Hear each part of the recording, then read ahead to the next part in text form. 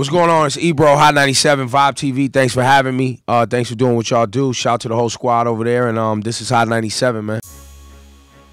I'm a kid who grew up loving hip-hop, man. I grew up in a time in the 90s where it was all about boom bap and rap and bars and, you know, working on the radio. I grew up, started radio at 15 years old, and I worked my way up through the industry. It was around me in the neighborhood. I was always into music, actually. I was raised in the church. I went to Hebrew school. My mother's Jewish, and I went to Pentecostal church. So playing the drums and singing in the choir, and I did all that. Coming out of disco into the 80s, you know, disco, everything was happy.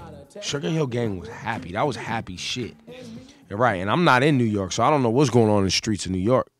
So that first time you heard somebody talking about some shit that was not happy times, you know, it stuck to me. And then hearing It's Like That for the first time, Run DMC.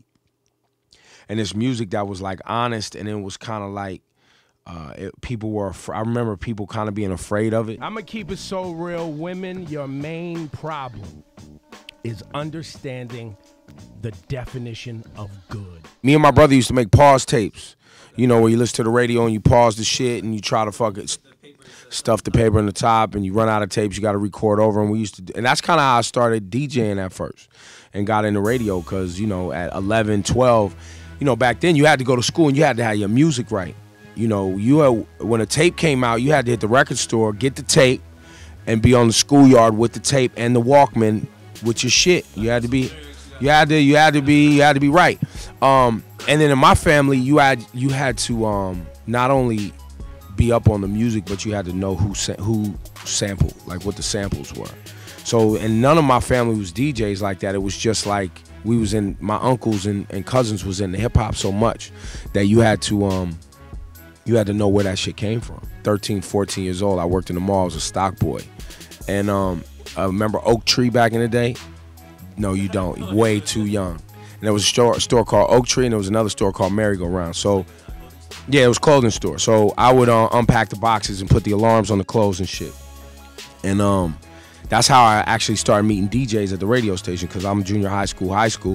After football practice or in the off season, I'm working in the mall, so the DJs would come in to get clothes just like they do at the sneaker stores and shit now.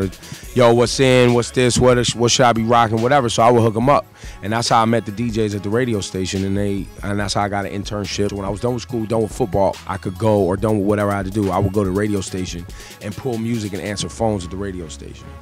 And it just so happened that the girl that ran the research department, her assistant I knew because I used to try to holler at one of her friends at another school. And so when I went to the radio station to get an internship, she normally they didn't hire dudes because my voice was too deep to do customer service, because research is calling people's houses going, hey, you gotta have a friendly voice. But because I knew the girl, they like hooked me up, so I had to change my name. I think my name was like Cameron or something. And I would make my voice higher, so that hopefully to try to get people to stay on the phone, because some big black dude call your house, you're not fucking taking no survey. But anyway, that's how so I got an hourly wage for that. I also worked for the production department. When we go pick up commercials, this was before you could email commercials around. So I would go from the different production houses and pick up commercials to air on the radio. Right, so I just worked my way up. And I left my mall job and worked my way up through radio. All right. Get yourself up. You just got to get yourself all the way up first. There you go. And I loved hip hop, and we was and doing house parties and have a good time and with my friends. That's all I knew. I never had aspirations of being like on the radio.